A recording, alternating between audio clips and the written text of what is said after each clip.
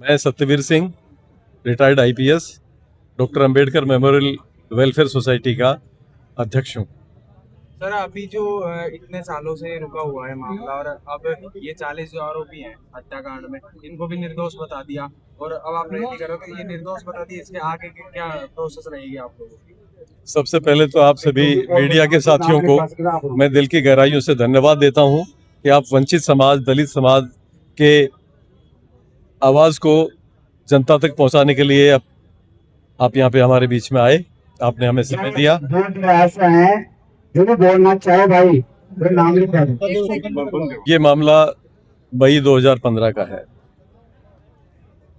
किसी भी समाज में मान लो कोई अगर भूमि का विवाद भी है तो ये अधिकार किसी को भी नहीं दे दिया गया कि कोई व्यक्ति चुन चुन करके ट्रैक्टरों से कुचल करके उनके कीमा बना करके उनकी हत्या करे, उनकी महिलाओं के साथ दुर्व्यवहार करे, जिसको मैं वर्णन नहीं कर सकता। ऐसे जघन्य हत्याकांड और दुर्व्यवहार के पराकाष्ठा ले जाने वाले उस कांड की जब स्थानीय पुलिस ने जांच की तो उन पर तरह तरह के आरोप लगे। हमारी ये मांग थी कि ये जांच देश की प्रीमियर एजेंसी सीबीआई से इसकी जांच हो, अनुसंधान हो और वो बहुत ही मुस्तैदी से इसकी जांच करे और दोषियों को कड़ी से कड़ी सजा दिलाए। सरकार ने हमारी बात मांगी और सीबीआई से इसका इन्वेस्टिगेशन प्रारंभ हुआ। मैं सीबीआई का आदर करता हूं क्योंकि वह देश की सबसे बड़ी एजेंसी है जांच की और वो हमारे देश के लिए एक बहुत ही, ये मानिए कि गौरव का विषय है। पर एक तरफ दूसरी तरफ देखिए कि उनमें से ही कुछ उनके जो अनुसंधान अधिकारी और उनकी टीम के लोगों ने इस इन्वेस्टिगेशन को प्रॉपर तरीके से नहीं किया और यहाँ तक कि इन्होंने जो प्रोसिक्यूशन का जब समय आया, जो साक्ष्य होती हैं उनको प्रॉपर तरीके से ना तो पेश करवाया गया, ना एग्जिबिट कराया गया। जो कमियां जो पहले रह गई थी उनको दूर कराने का कतई प्रयास नहीं किया। माननीय न्यायालय की भी ये जिम्मेदारी बनती थी कि जो साक्ष्य में जो चीजें नहीं आ रही हैं उनको लाने का प्रयास करे। न्यायालय की ये जिम्मेदारी होती है कि जो साक्ष्य में, क्योंकि वो सरकार का प्रतिनिधि है, पीड़ित पक्ष का प्रतिनिधि है, प्रतिनिधि नहीं होकर के बल्कि वो न्यायप्रिय व्यक्ति है, तो न्याय के लिए जो चीज उसको चाहिए उसको लाने का प्रयास करना चाहिए था। सभी ने कंट्रीब्यूटरी कार्रवाई की और ये स्थिति हुई कि सारे के सारे आरोपी संदेह का लाभ देकर के बरी कर दिए गए। कमी कहाँ दुर्भाग्य थे। कमी कहाँ रह गई इसमें साक्ष्यों के अंदर? जो कमी पूछोगे तो आपकी एक लिस्ट बन जाएगी भाई साहब जी। चोट प्रतिवेदन बनाने वाले डॉक्टर ने चोट काई से चोट आई वो तक नहीं लिखी गई, ये कहां से मैनेज हुआ। जो रेडियोलॉजिस्ट था उसकी कोई ओपिनियन नहीं ली गई, उसकी सीटी स्कैन, दूसरी ओर जो वैज्ञानिक साक्ष्य इकट्ठी करनी चाहिए थी वो नहीं की गई। यहाँ तक कि वो जो अस्पताल में जीवन और मृत्यु के बीच में जूझ रहे थे उनके मृत्युकालिक कथन जो एविडेंस में सबसे ज्यादा महत्व रखते हैं वो तक नहीं लिए गए।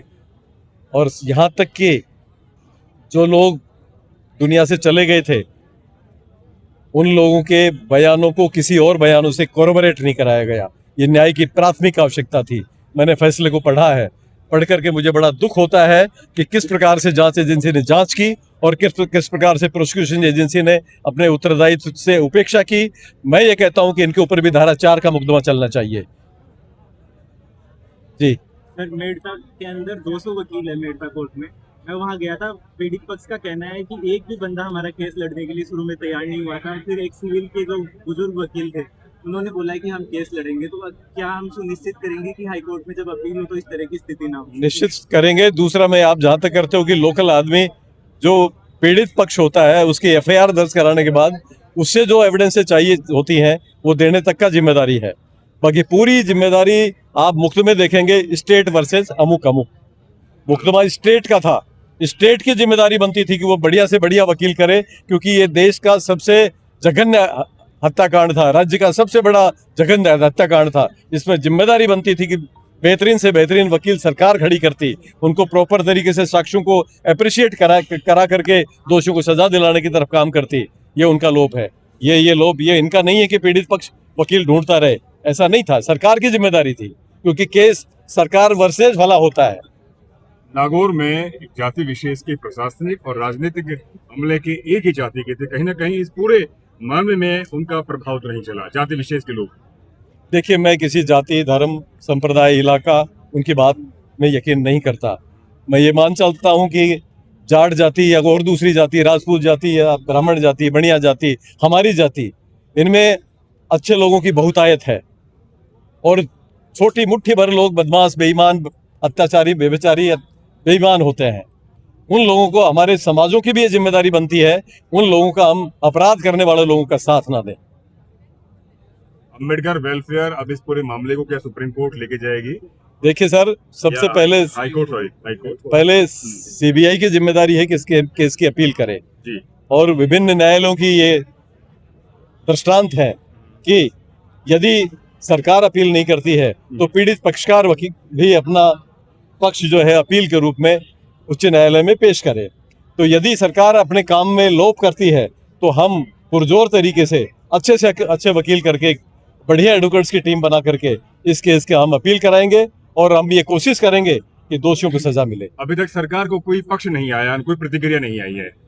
ये दुर्भाग्यपूर्ण है, जबकि चाहिए ये था, सरकार को अपनी बात प्रमुखता से कहनी चाहिए थी कि इस निर्णय की हम रिव्यू कराएंगे, इसका हम परीक्षण करवा रहे हैं और जल्दी ही हम इसके उच्च न्यायालय में अपील करवाएंगे।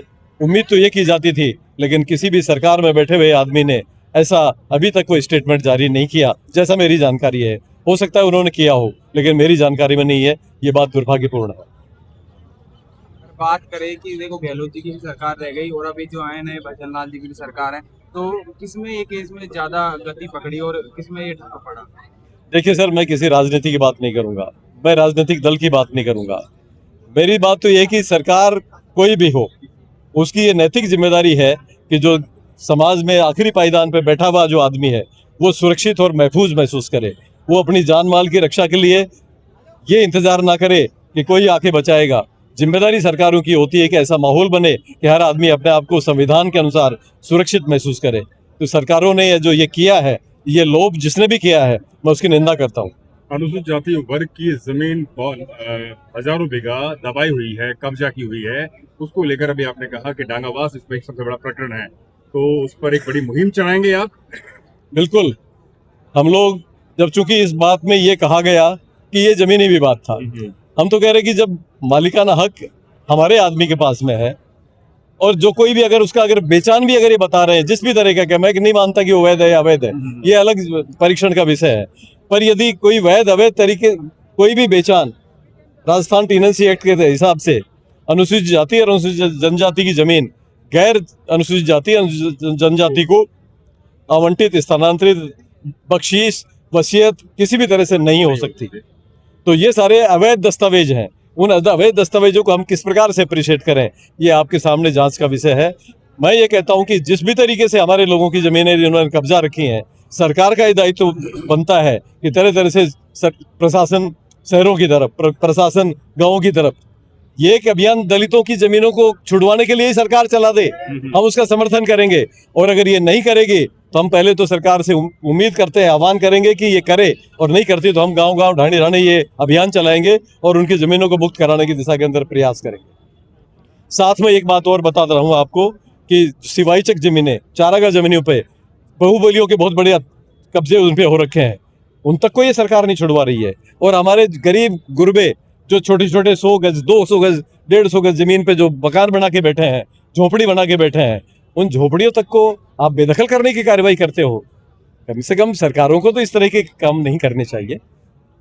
तो मैं ये उम्मीद करता हूँ और सरकार से आह्वान करता हूँ कि उनको जो जहां बैठा है उसको पट्टे जारी करें और उनको वैध अधिकार दिलाए ताकि वो सम्मान से रह सके।